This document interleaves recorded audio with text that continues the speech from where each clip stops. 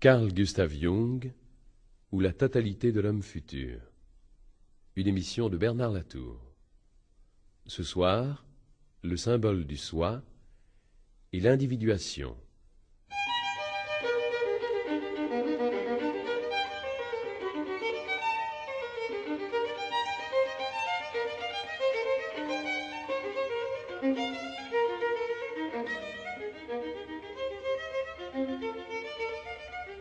Voici la troisième émission que nous allons consacrer à l'œuvre de Carl Gustav Jung.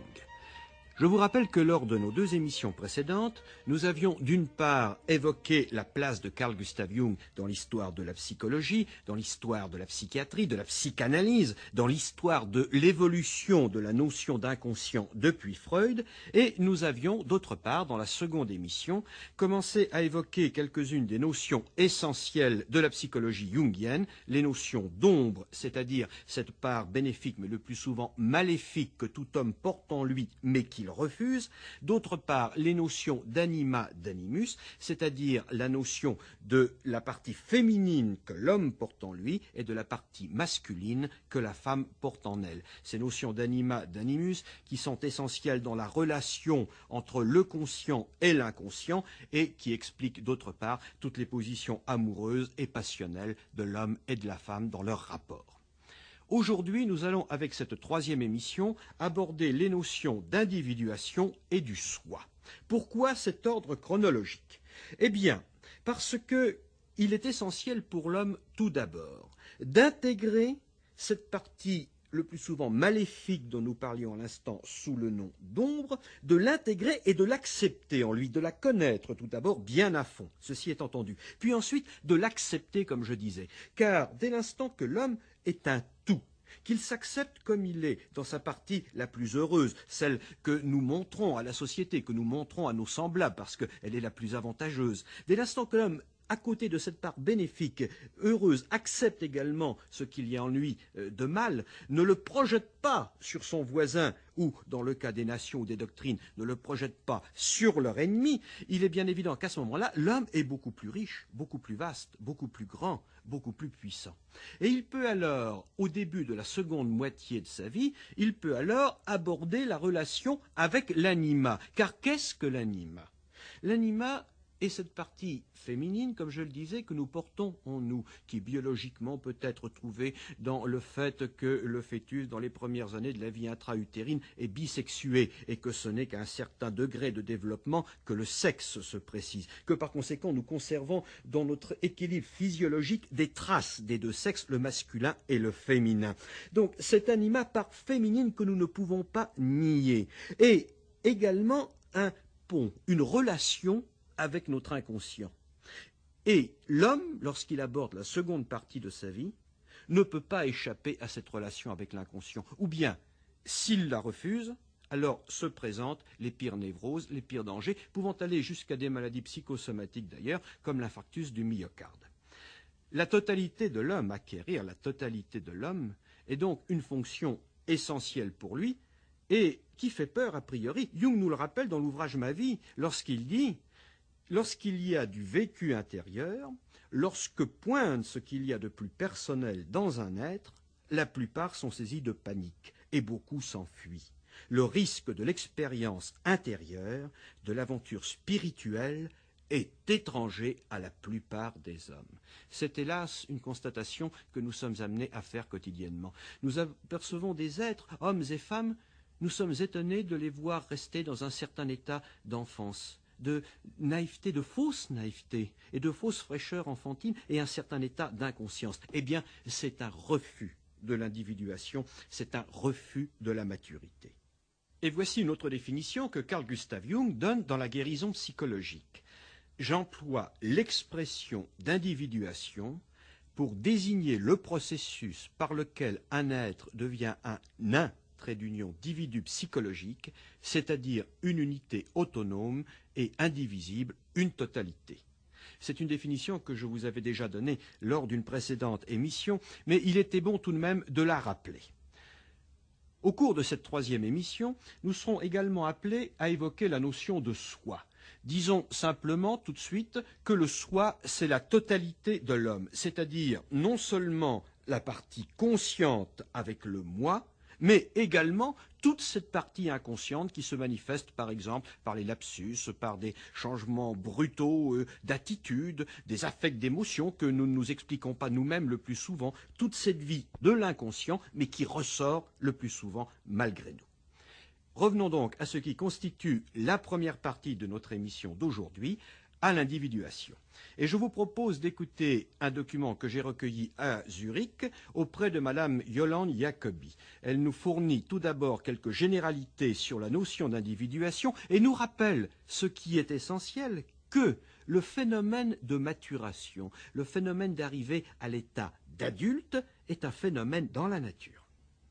Cette idée d'individuation est pour Jung un processus qui accompagne tout ce qui est vivant. Il y a l'individuation naturelle que vous trouvez dans les plantes, que vous trouvez dans les fruits, que vous trouvez même dans les cristaux, parce que tout mature. Chaque personne vivante mature. Mais il y a des maturations qui se font comme ça, n'est-ce pas, comme une montagne tout à fait plate, une petite colline. Il y a des maturations, n'est-ce pas, qui vont très haut, et jusqu'à la fin de la vie, montent et montent, toujours, en développant l'esprit et les qualités psychiques, en rendant conscients les traits cachés de la psyché, et avec cela, accomplissant, pour ainsi dire, le développement de la personne. Alors on pourrait dire qu'il faut distinguer entre l'individuation naturelle qui se fait d'elle-même, qui est le processus de vieillir ou de maturer de tout ce qui vit, et la maturation, le processus d'individuation qui est aidé et poursuivi par une technique spéciale développée par Jung. C'est un chemin qui va vers un but. Ce but est naturellement d'élargir le plus possible la personnalité en ajoutant à la connaissance du moi, au conscient, n'est-ce pas, tout ce qui est caché. Mais on ne peut pas tout faire conscient, ce qui est inconscient. Et chaque personne a une certaine limite d'être élargie ou de se développer. Et pour cela, si on suit cette technique analytique vers la totalité de la psyché, qui est le but du processus d'individuation, il faut être très prudent, parce que pas chacun peut supporter chaque élargissement. Jung a dit individuation, c'est un but vers lequel on va. Mais peut-être personne jamais ne l'atteindra tout à fait. Mais il faut tout de même se poser une question. À quel âge atteint-on cette individuation? Car enfin, si elle est un processus chronologique dans la vie, il doit bien y avoir un moment où elle apparaît. J'ai rencontré le docteur Heinrich Firtz, qui est médecin directeur de la clinique et du centre de recherche Carl Gustav Jung à Zurich. Et je lui ai demandé précisément à quel âge apparaît donc la maturation, l'individuation. Dans la vie de chaque homme, il y a un appel. En général, cet appel commence à se consteller à 32 ans. Il est constellé à 36 ans. S'il n'est pas répondu en 57 ans, l'homme est perdu. Pour donner une réponse, l'homme doit apprendre deux choses. Il doit être capable, au moins pour quelques minutes, d'être seul avec soi-même. S'il ne supporte pas soi-même seul, il est perdu. Et pour arriver à un progrès, il doit apprendre à supporter des tensions intérieures et extérieures, des tensions psychiques. cette réponse est assez schématisée, mais c'est ma réponse. Lorsque nous aborderons les notions d'archétype, nous verrons que nous retrouvons dans toutes les littératures, dans toutes les mythologies, dans tous les contes, dans tous les symboles, nous retrouverons des figures de ce processus d'individuation. Dans l'immédiat, nous revenons à Yolande Jacobi à Zurich, et elle nous fournit 2 cas très précis de mythes, d'archétypes, de symboles dans le processus d'individuation. J'ai discuté ça longuement avec Jung, parce que je ne pouvais pas croire, n'est-ce pas, que dans la première partie de la vie, rien n'arrivait.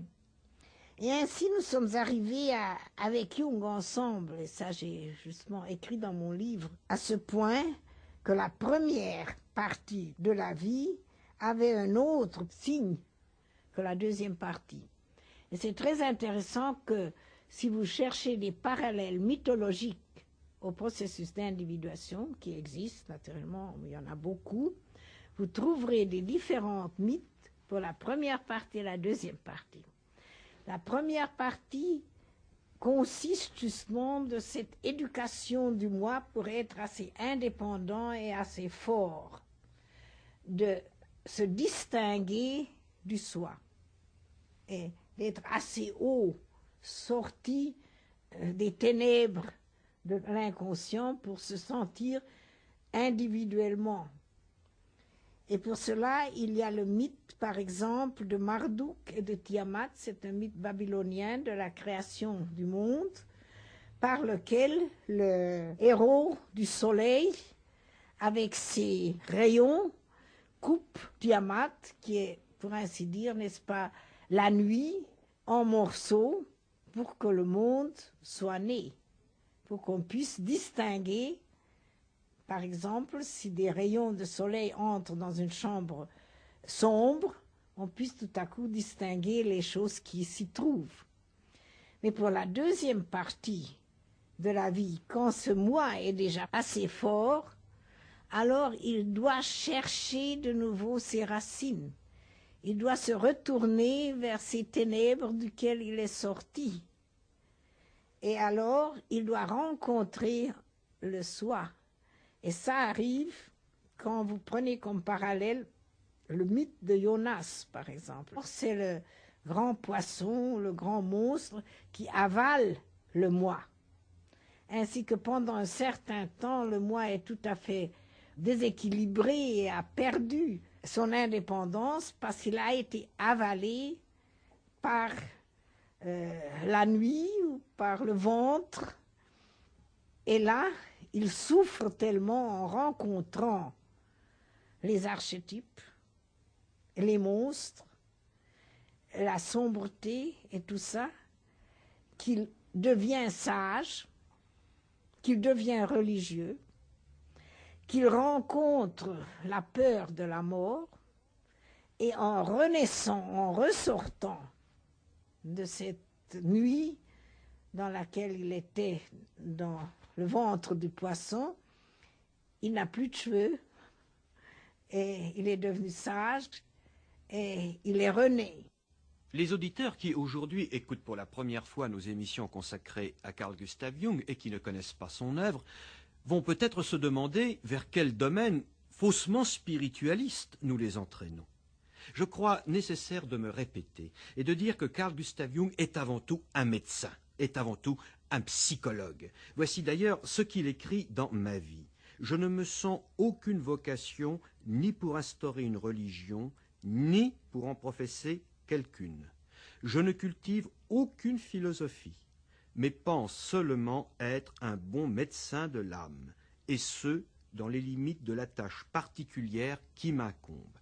Telles sont les dispositions que j'ai trouvées en moi, et en les réalisant, j'assume ma fonction de membre de la société humaine.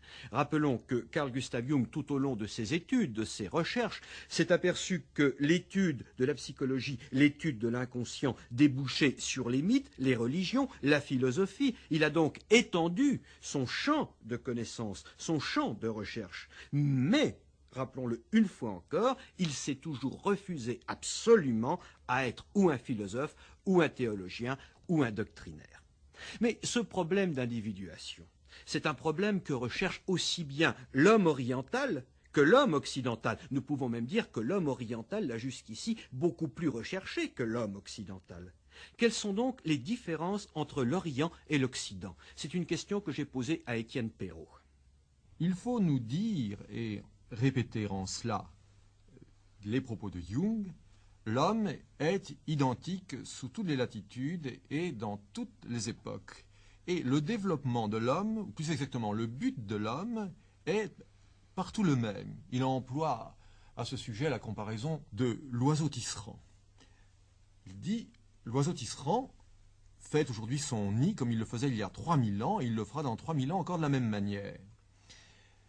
Il emploie cette comparaison car on a ici affaire à l'instinct, c'est-à-dire à une zone de l'activité humaine qui n'est pas la zone rationnelle, et le processus de la nature, le processus profond qui se déroule dans la réalisation qui permet à l'homme de dépasser le stade rationnel, est une sorte d'instinct supérieur. Et Jung emploie cette expression. Un instinct supérieur qui correspond au-delà du niveau de l'homme empirique, de l'homme rationnel, à la démarche de l'instinct inférieur qui est à l'œuvre chez l'animal. Les enseignements, qu'ils soient occidentaux et orientaux, sont d'accord pour déclarer que la réalisation de l'homme ramène l'homme au stade de l'enfance. Mais une enfance qui est vécue en pleine conscience, et c'est là toute la différence, comprenez-vous, en pleine conscience et non pas dans l'inconscience qui est celle du nourrisson. Alors, pour répondre plus précisément à votre question, la différence entre l'Orient et l'Occident est celle-ci. L'Orient est demeuré, dans un grand nombre de cas, à un stade qui est très proche de l'inconscient. Et l'homme avait à parvenir à une conscience, un degré de conscience plus élevé, en se distinguant des zones inconscientes qui sont à la base de la psyché. Chez l'occidental moderne, au contraire, tel que Jung le prend empiriquement et tel qu'il a à le traiter et à l'aider dans les problèmes qui sont les siens, il s'est séparé à l'excès des racines et il doit revenir à un contact avec l'inconscient qui est à la fois l'accomplissement ultime de sa personnalité, de son individualité, qui est l'accomplissement de son individuation. Nous avions vu au cours de notre émission précédente l'appel que représentait l'anima, la part féminine dans l'homme. Je vous en propose une illustration. Vous ne me suivrez peut-être pas. C'est le Bacanias Brasileiras numéro 5 de Villa-Lobos.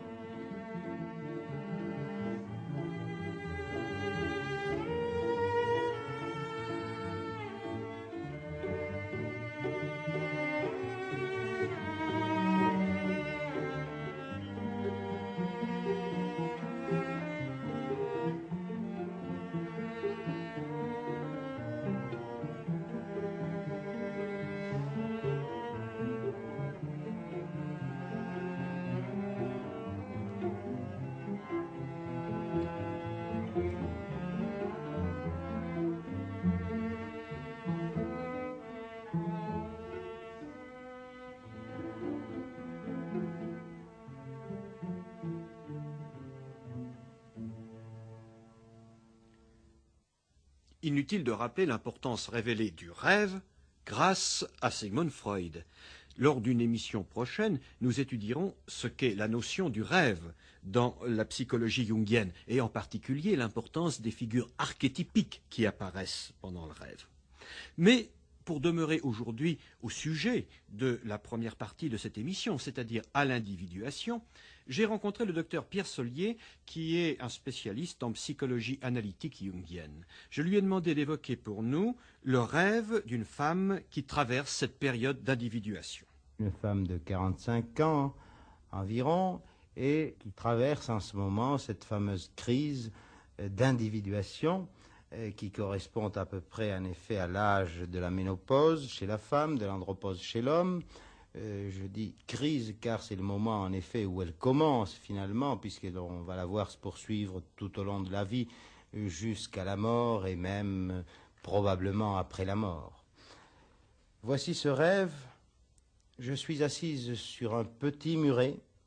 Un jeune éléphanteau joue près de moi en me poussant parfois.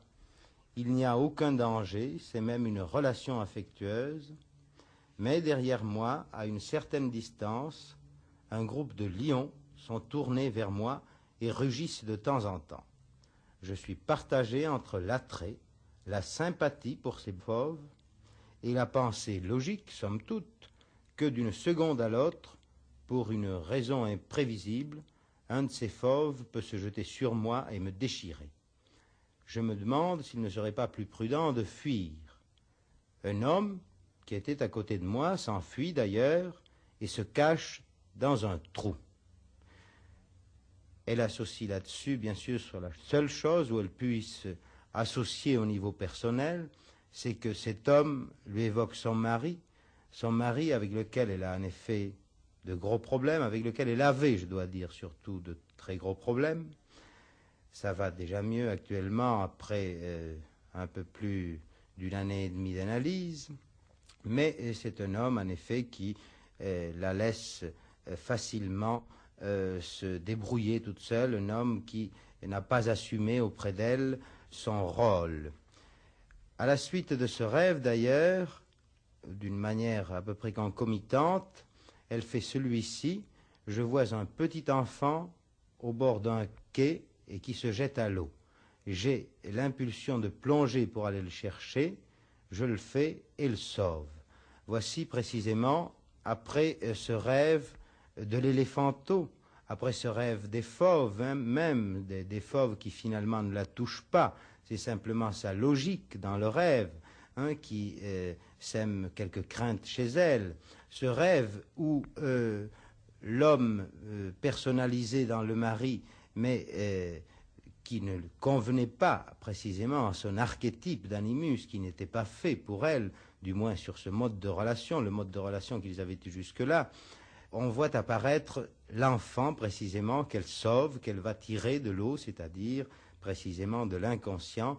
Et l'on sait bien aujourd'hui, après Jung, que le rêve d'enfant, précisément, est un rêve de soi, de ce que Jung a appelé le soi, et qui est un prélude, pour le moins, à l'individuation. Voici donc chez cette femme un début, un net début même, d'intégration de cet animus, dont les archétypes sont ici, successivement, l'éléphanteau, les lions, l'homme qui fuit et l'enfant.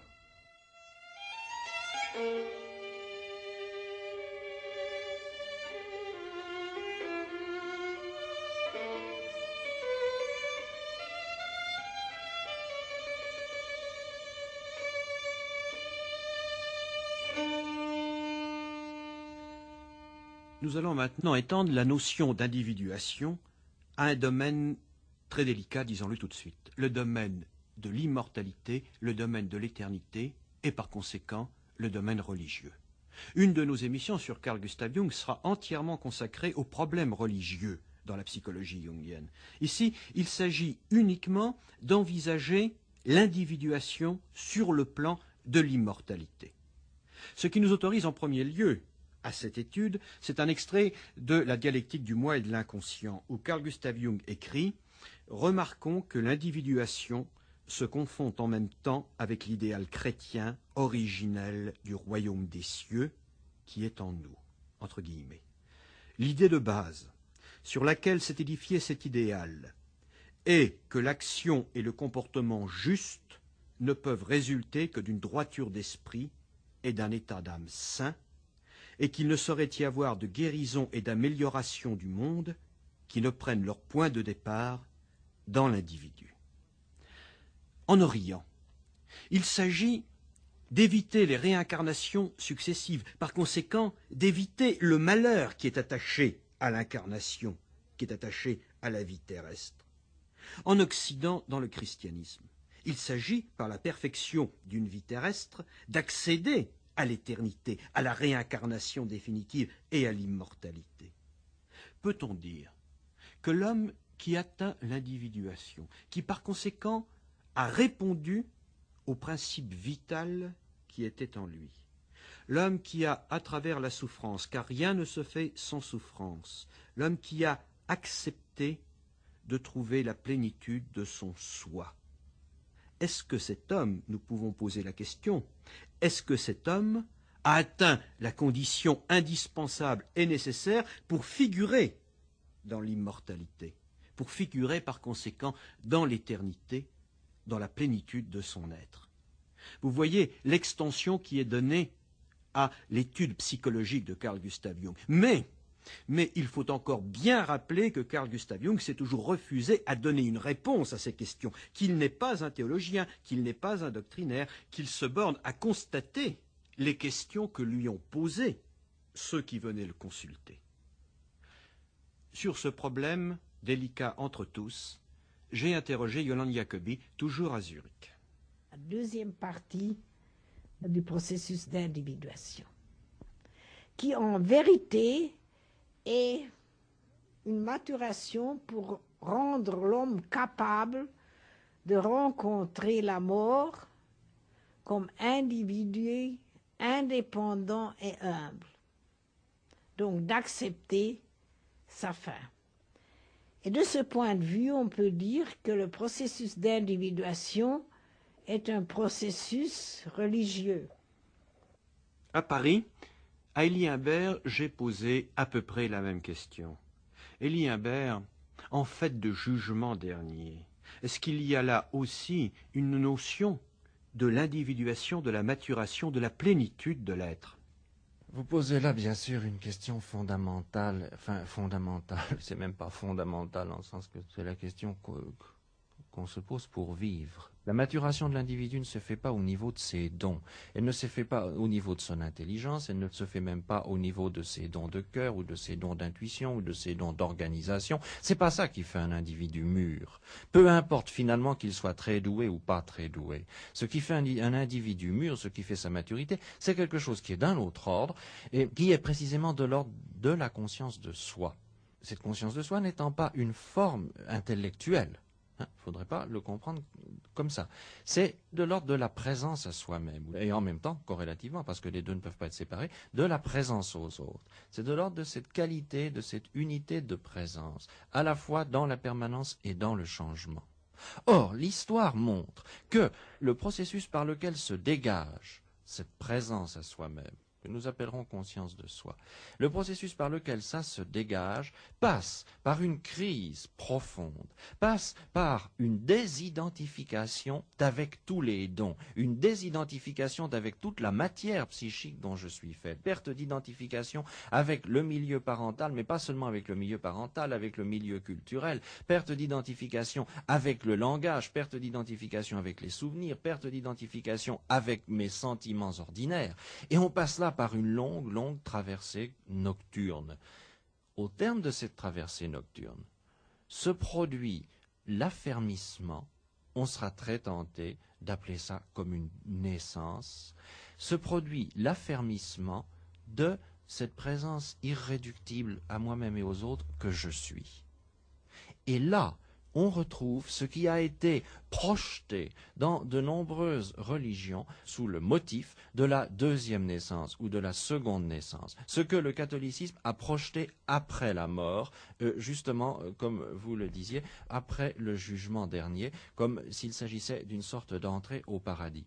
L'observation psychologique tend à nous faire penser que cela se produit au cours de notre existence. Cela peut se produire au cours de notre existence terrestre. Et il semble bien que là naisse quelque chose qui est irréductible, qui n'est plus simplement du collectif, qui n'est plus les dons que nous avons. Ça, c'est d'ordre collectif. Notre intelligence elle-même, dont certains sont si fiers, à laquelle certains s'identifient, c'est encore de l'ordre du collectif. Les sentiments que nous avons sont très souvent, très largement, simplement de l'ordre du collectif. Mais dans cette présence naît autre chose. Et on peut, en le considérant comme une naissance, la naissance d'une autre réalité, on peut à ce moment-là peut-être, en tout cas pour ma part, j'allais dire, c'est ce que je crois, avec toutes les nuances de l'expression je crois, c'est ce que je crois, c'est qu'il y a là un élément de réponse à la vieille question de l'immortalité. Non pas du tout que ça permette de ne pas mourir physiquement, notre corps est soumis à certaines lois biologiques et il n'est pas question d'y échapper. Mais il est question de ce qui se passe peut-être après. Et je crois que ce processus d'individuation, quand il arrive à la naissance, c'est ce qui ensuite va permettre une histoire. Si on se permettait d'être brutal, peut-être devrait-on dire que dans une grande part de l'humanité, il ne se passe rien. C'est-à-dire, il ne se passe rien d'autre que de collectif. Et que, pour certains, au terme de cette maturation dont vous parliez, se fait la naissance d'autre chose, qui échappe au collectif, qui est de l'ordre de l'unité individuelle ou personnel, mais ceci n'a rien à faire, si on emploie le mot personnel ici, ça n'a rien à faire avec un personnalisme comme nous l'avons connu en philosophie ou en psychosociologie ces dernières décades. Il se passe quelque chose de l'ordre de l'unité qui sort du collectif. Et c'est cette unité-là qui ensuite peut-être continue son histoire au-delà de la mort du corps. C'est en cela que le processus d'individuation est peut-être la préparation d'une autre histoire, la condition sine qua non pour qu'il y ait de quoi avoir une autre histoire. Je vais anticiper quelque peu sur notre émission future qui sera consacrée à la notion divine dans l'œuvre de Carl Gustav Jung. Mais en trait d'union avec la seconde partie de notre émission d'aujourd'hui, qui va être consacrée à l'étude de la notion du soi, voici un document recueilli à Londres auprès du docteur Gerhard Adler. Here we have a direct connection with the images in religion. And here lies Jung's immediate contribution to the problem of modern religion and of the... C'est là que se trouve le lien entre les symboles religieux et la contribution de Jung à la religion moderne et au problème de l'homme moderne dans ses rapports avec la religion. Nous savons tous que beaucoup de gens émettent de vives critiques sur les valeurs religieuses traditionnelles. Mais il me semble en même temps que parmi eux, nombreux sont ceux qui tentent de retrouver de nouvelles valeurs personnelles. Jung a dit un jour que l'homme moderne avait besoin de quelque chose de plus que la foi, l'amour et l'espoir. Le quatrième élément qu'il faut ajouter, c'est l'expérience. L'homme moderne a besoin d'expérimenter avant de croire, avant de pouvoir adhérer à toute valeur religieuse qui lui est offerte. C'est là-dessus que repose la crise actuelle de la religion traditionnelle, et en même temps l'espoir d'une nouvelle religion authentique qui prendra sa source dans l'expérience de l'homme et dans la recherche qu'il poursuit de son indépendance. Jung a expérimenté cela de la manière suivante. Pour lui, le soi, c'est l'archétype de Dieu. Il nous faut ici éviter un grave malentendu qui a fait beaucoup de tort à la connaissance réelle de la pensée jungienne. Jung ne dit pas que le soi est Dieu, mais simplement que le soi est l'archétype de Dieu. Et en d'autres termes, c'est une idée inconsciente, une image inconsciente de la psyché qui est plus vaste que le moi. Jung a parlé du Dieu intérieur. Le soi, c'est l'expression de ce Dieu intérieur que l'homme tente de découvrir, qu'il doit retrouver avant d'être capable de croire.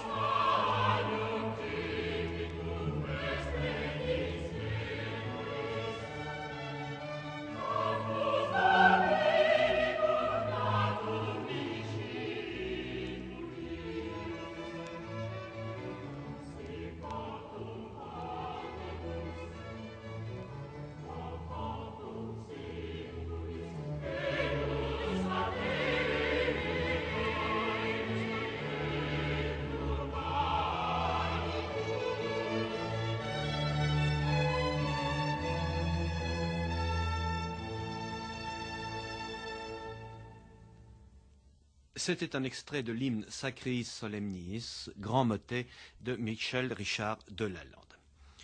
Quelle définition donner du soi? Revenons toujours à un ouvrage de Carl Gustav Jung, L'homme à la découverte de son âme. Il écrit « Le soi, qui se manifeste en nous à travers notre existence individuelle, est différent du moi. Le soi est notre totalité psychique, faite de la conscience et de l'océan infini de l'âme sur lequel elle flotte.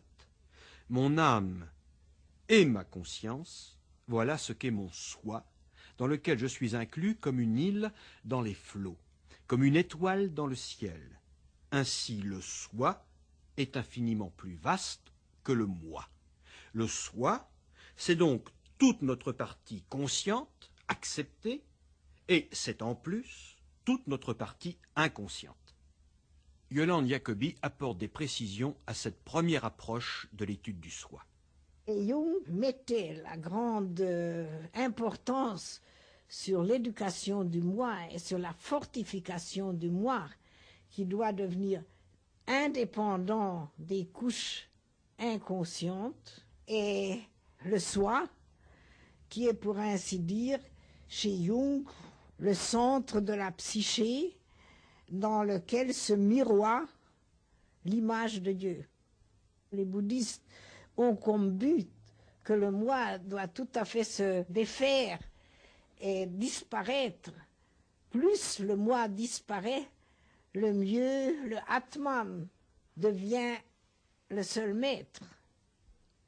Donc la dissolution du moi est la demande première pour que l'Atman ou le soi puisse régner la personne. Chez Jung, c'est juste le contraire. Entre le moi et le soi, il faut qu'il y ait une sorte de relation mutuelle. Et le plus grand danger est si le moi se dissolue et est avalé ou surpassé par le soi. Parce qu'alors on a la grande inflation. On devient, par exemple, comme Hitler était, qui avait perdu son moi. Les orientaux veulent perdre l'identité de moi et tout à fait se plonger dans le monde du soi, c'est-à-dire du divin. Alors Jung a même dit que c'était pas bon pour les Occidentaux d'imiter les exercices orientaux parce que la psyché occidentale est beaucoup plus développée et sa base est tout à fait différente que celle des orientaux qui sont moins conscients.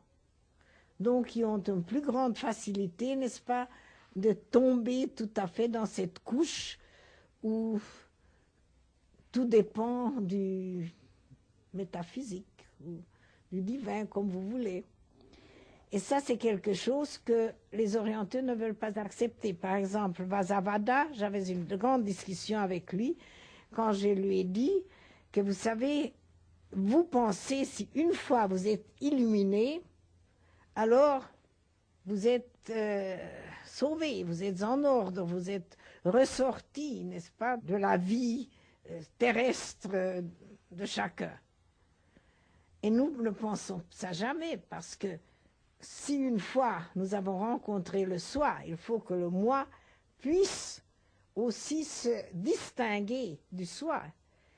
Mais après avoir fait l'expérience qu'il existait ce soi, qu'il y avait en chacun de nous quelque chose de divin avec lequel nous pouvons entrer en contact, c'est une aide qui nous permet plus de perdre notre confiance dans nous-mêmes et dans la vie. Je vous rappelle que Yolande Jacobi, viennoise qui avait fui l'Autriche au moment de l'arrivée des troupes hitlériennes et qui était venue à Zurich, qui a fait ses études de médecine auprès de Carl Gustav Jung et qui pendant toute sa vie a suivi de très près l'œuvre du maître, créant d'ailleurs l'Institut Carl Gustav Jung à Zurich. Yolande Jacobi donc a fait paraître 2 livres qui permettent une approche plus précise de l'œuvre de Carl Gustav Jung. Il s'agit de La psychologie de Carl Gustav Jung et Complexe, archétypes et symboles. Je vous propose maintenant d'écouter Marie-Madeleine Davy, qui est maître de recherche au CNRS à Paris. Marie-Madeleine Davy a rencontré Carl Gustav Jung une fois dans sa vie. Elle a bien voulu me faire une longue relation fort émouvante de cette rencontre.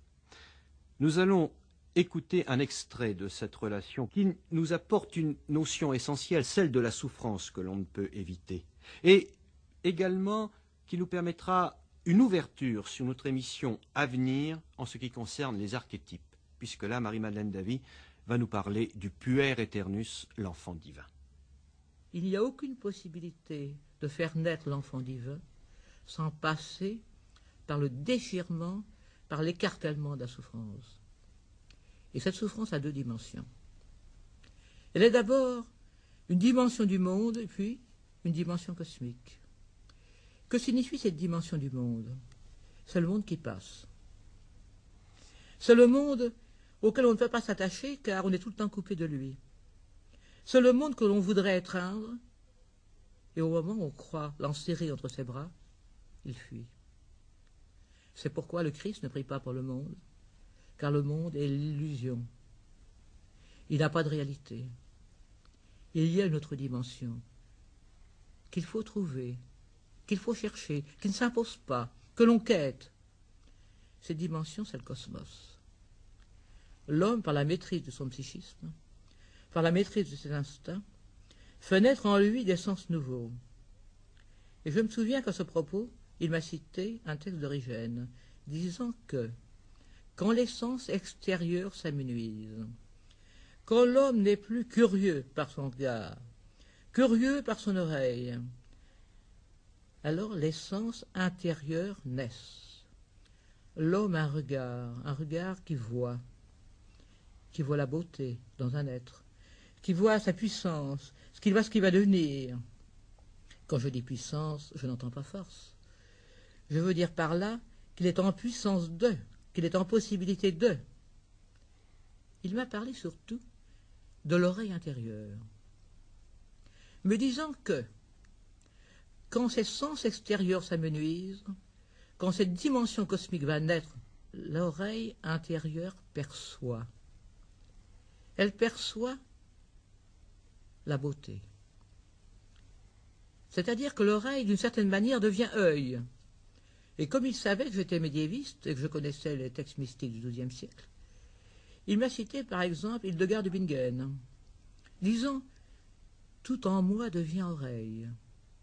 Mon cœur est oreille. Mon mental est oreille. J'entends, j'écoute. Et qu'est-ce que j'entends et qu'est-ce que j'écoute? La dimension cosmique qui est en moi.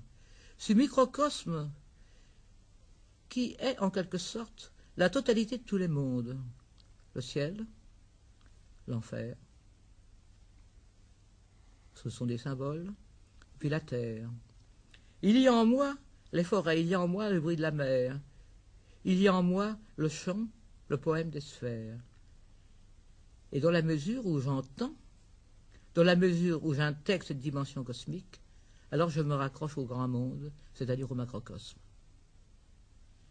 Et c'est seulement quand cette dimension du monde dans sa totalité est aimée, donc est comprise, quand il y a une connaissance, c'est-à-dire que je nais avec cette compréhension de la beauté, je nais à une dimension de la mer, MER, des forêts, des arbres, du vent, du chant des oiseaux, alors la terre m'appartient. Et Jung de me dire, la période qui précède est une période de douleur parce qu'elle est une période de nudité.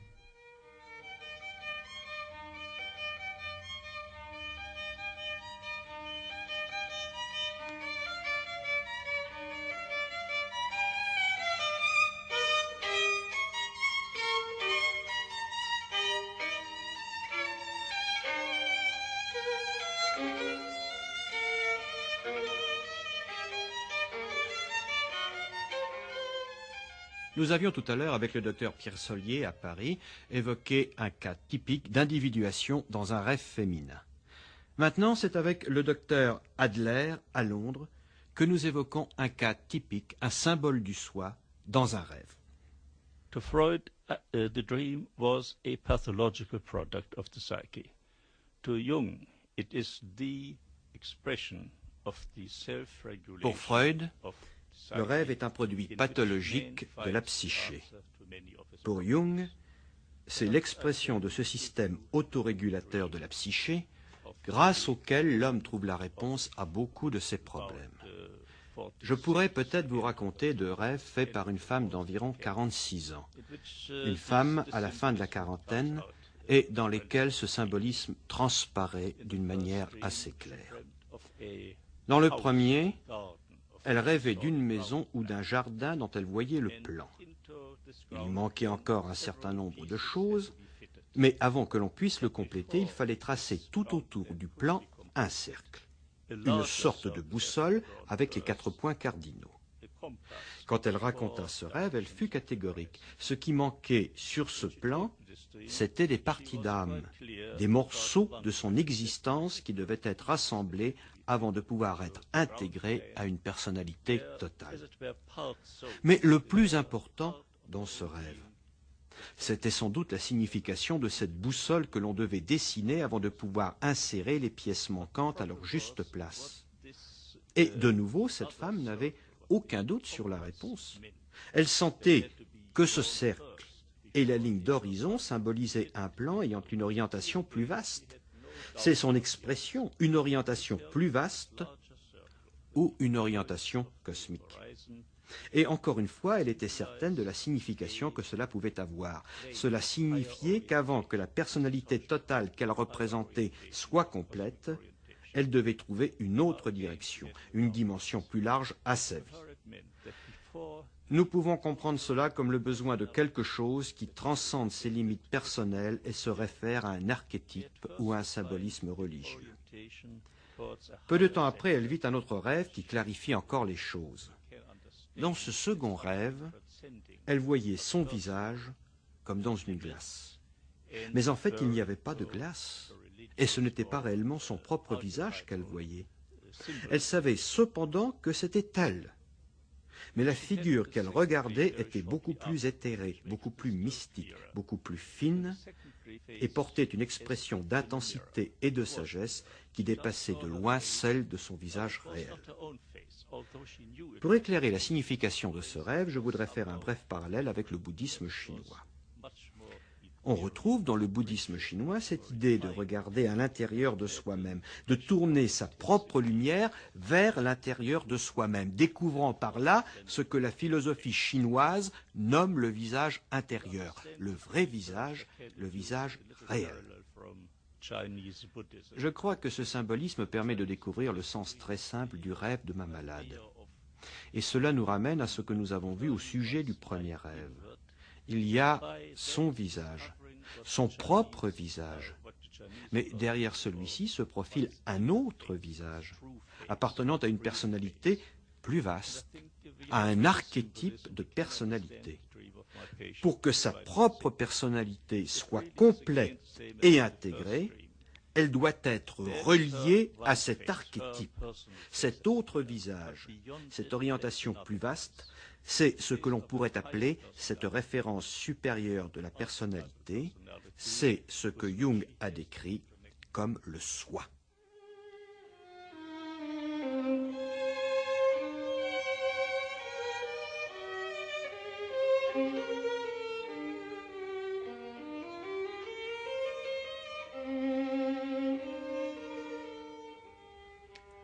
Dans l'œuvre de Jung, le mandala est le symbole du centre, du but, du soi en tant que totalité psychique. C'est l'auto-représentation du processus psychique de centrage de la personnalité. Mais qu'est-ce que ce mandala? Eh bien, le mandala est une figure que l'on retrouve dans les pays d'Orient. Il y a le mandala hindou, c'est le symbole spatial du Purusha, de la présence divine au centre du monde. C'est un carré qui est subdivisé en carrés plus petits. Il y a des carrés qui ont 4 à 9 cases, qui sont dédiés à Shiva ou à Prithivi. Il y a de grands carrés de 64 et 81 cases.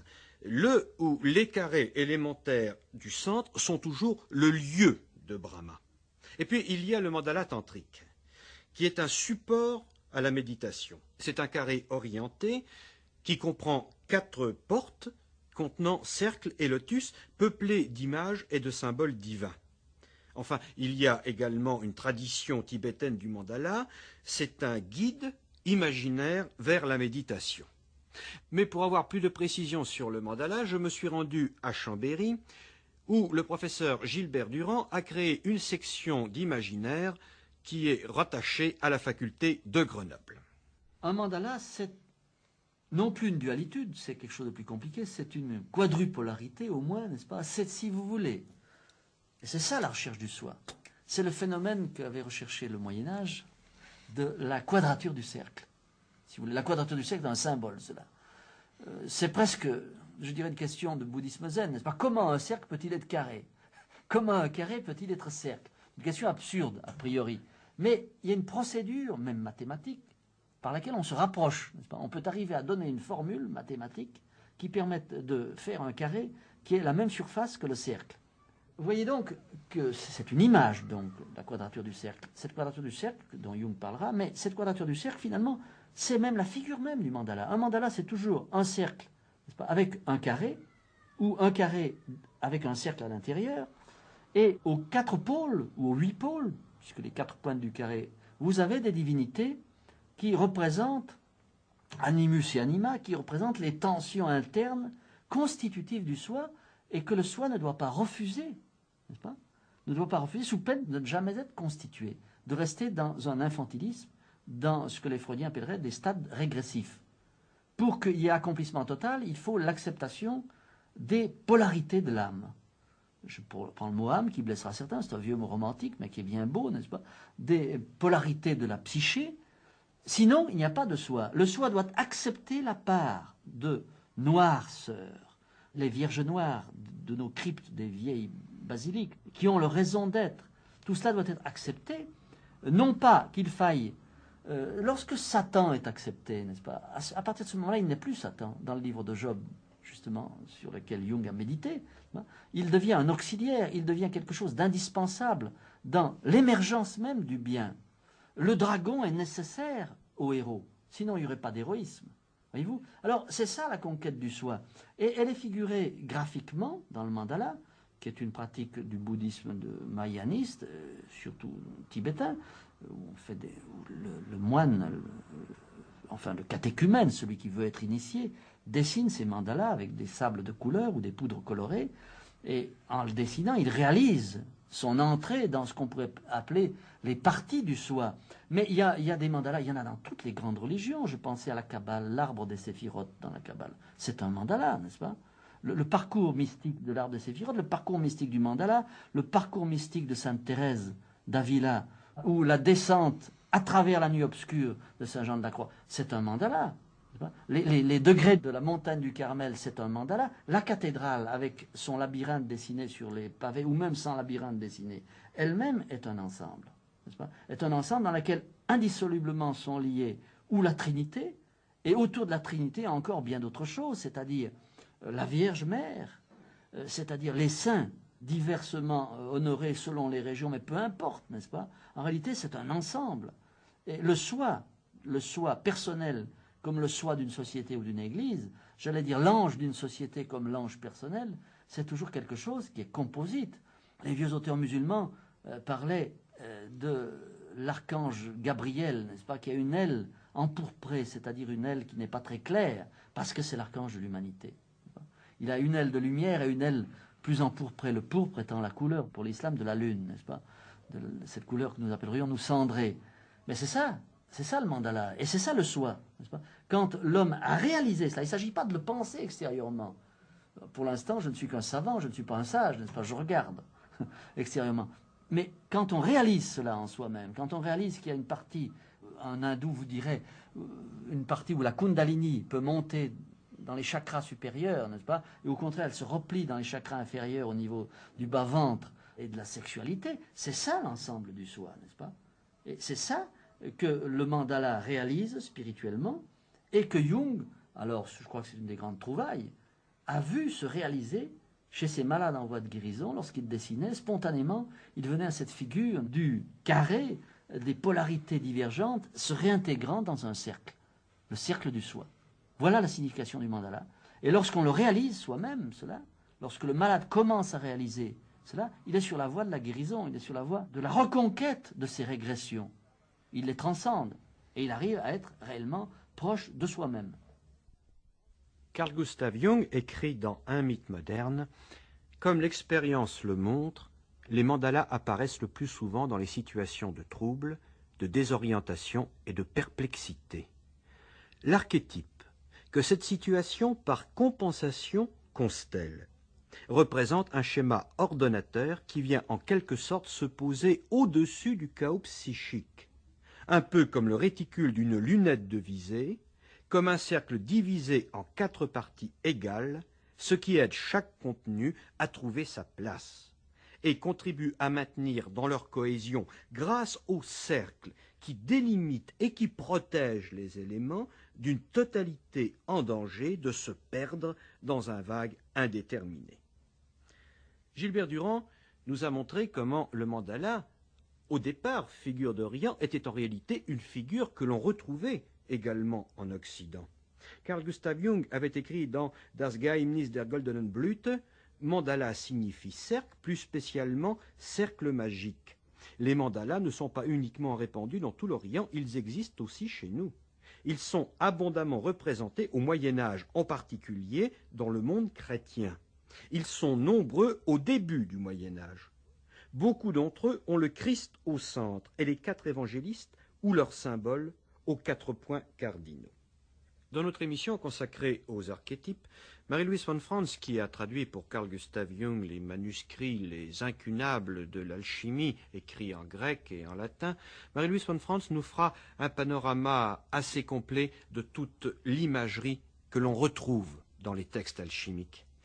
Et justement, à Küsnacht, dans la banlieue de Zurich, j'ai demandé à Marie-Louise von Franz s'il y avait une concordance entre le mandala oriental et le dessin de l'alchimie occidentale. Voici sa réponse. C'est tout à fait la même chose, parce que le mandala asiatique est souvent aussi illustré avec l'idée du diamond body, du corps de diamant, par exemple. Un mandala, c'est aussi le diamant intérieur, ou c'est le vajra. Et ça correspond à l'alchimie au lapis.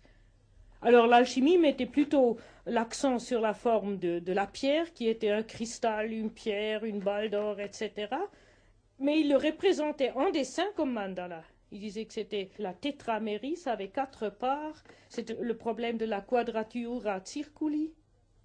Et comme ça, alors il le représentait comme mandala, et il l'appelait leur lapis, la pierre philosophale. Et la pierre philosophale, c'est absolument identique, c'est la même chose que le diamond body dans les méditations de l'Est. Naturellement, le langage est différent, mais c'est le même archétype, c'est la même idée de faire un noyau immortel qui survivrait la mort et tout. Surtout, mais les Asiates étaient plus conscients que c'était un procès intérieur étant plus introverti. On faisait par méditation en soi-même le diamond body. Les alchimistes croyaient le faire extérieurement dans la matière, mais ils font toujours des allusions qu'on ne peut le faire extérieurement seulement si on le fait d'abord en soi-même. Donc ils ont aussi quand même eu l'idée. Et c'était aussi l'idée de la recherche de l'immortalité, de trouver quelque chose qui reste. Si le mandala est un cercle, nous avons vu que c'était essentiellement un carré. Et là, nous touchons la notion de quaternité. Voici ce que, dans Symbolik des Geistes, Jung écrit. La quaternité est un archétype en somme universel. Elle constitue le présupposé logique de tout jugement de qualité.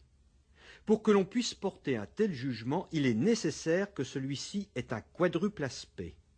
Par exemple, pour décrire la totalité de l'horizon, nous nommons les 4 points cardinaux. Il y a toujours 4 éléments, 4 qualités premières, 4 couleurs, 4 castes aux Indes, 4 voies de développement spirituel dans le bouddhisme. C'est pourquoi il y a aussi 4 aspects psychologiques dans l'orientation psychique.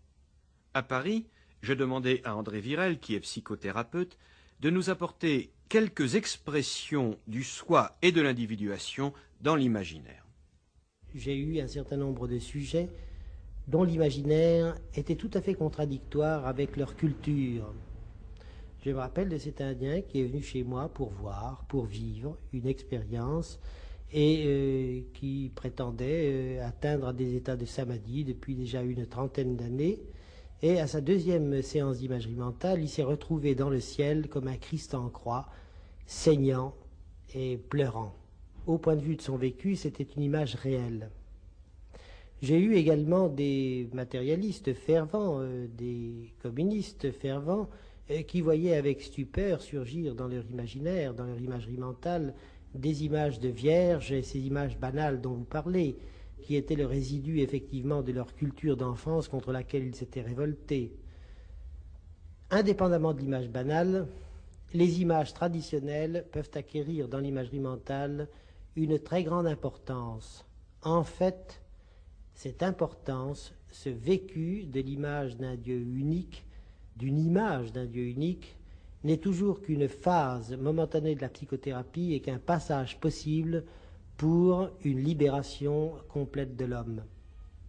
Je veux dire par là que lorsque le sujet non seulement a résolu les problèmes les plus importants pour lesquels il venait en psychothérapie, mais passé à un stade où il se découvre lui-même, ce qui est très rare parce que dans la plupart des cas, les sujets qui dorment alors qu'ils venaient en psychothérapie pour ne pas dormir ne reviennent plus. Il est très rare que quelqu'un continue pour développer sa personnalité, ce qui est au fond le véritable sens de ce qu'on appelle malheureusement à tort la psychothérapie. Dans aucune imagerie mentale, cette libération n'est marquée jamais ni par un Dieu unique, ni par des dieux particularisés. Dans tous les cas, la libération de l'homme se manifeste par un vécu que seul le psychothérapeute, s'il est intuitif, s'il est participant, sent, comprend. Dans tous les cas, il s'agit toujours d'un temps où l'imaginaire cesse d'être un imaginaire d'image. C'est un imaginaire vécu de sensations. C'est l'aboutissement, c'est le débouché vers un certain état où l'homme, lorsqu'il se retrouve les yeux ouverts devant vous, vous dit « quelque chose pour moi a changé, maintenant j'ai pris conscience de mon corps, maintenant je sais qu'une porte est ouverte ». Il n'en dit pas plus, mais vous savez que là, il est passé vers un autre monde et vers une certaine certitude de lui-même. Nous terminerons cette émission avec un extrait de la dialectique du moi et de l'inconscient. Notre soi, en tant que quintessence de tout notre système vivant, non seulement renferme la sédimentation et la somme de toute la vie vécue, mais il est aussi et la matrice, et la semence, et la source, et l'humus créateur de toute vie future, dont la préscience enrichit le sentiment tout autant que la connaissance du passé historique. C'est de ces données psychologiques de base, de ces fondements tournés à la fois vers le passé et vers l'avenir, que se dégage avec légitimité l'idée de l'immortalité.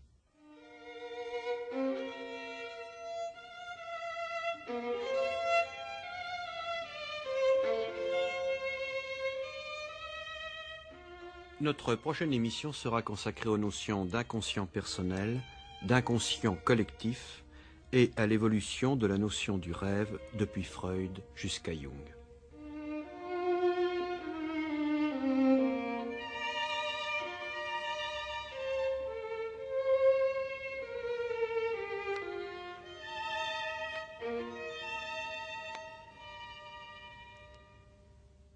C'était Carl Gustav Jung ou la totalité de l'homme futur. Une émission de Bernard Latour. Ce soir, le symbole du soi et l'individuation. Avec la participation de Yolande Jacobi de Zurich, Heinrich Viertz, médecin, directeur de la clinique et du centre de recherche Carl Gustav Jung à Zurich, Étienne Perrault, Dr Pierre Solier, Élie Imbert, de Paris, Dr Adler, de Londres, Marie-Madeleine Davy, Gilbert Durand, professeur d'anthropologie culturelle et sociale à l'Université de Grenoble et au Centre universitaire de Chambéry, Marie-Louise von Franz, de Zurich, André Virel, assistant de psychologie à la Faculté des sciences de Paris. Cette émission a été réalisée avec le concours de Radio Zurich et de la Südwestfunk. Assistante Marie-Laure Borg. Prochaine émission, lundi 31 août.